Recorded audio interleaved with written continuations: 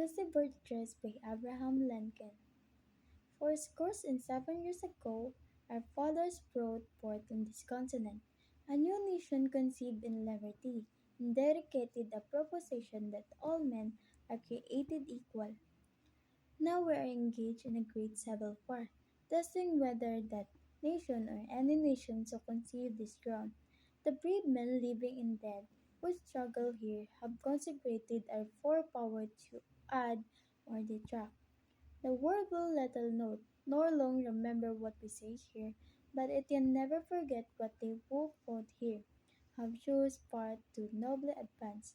It is rather for us to be here, dedicated to the great task remaining before us, that from this honored dead we take impressed devotion to that cause for which they give the last full measure of devotion, that we here highly resolved that this dead shall not have died in the vain, that this nation under God shall have a new birth of freedom, and that government of the people by the people for the people should not perish from the earth.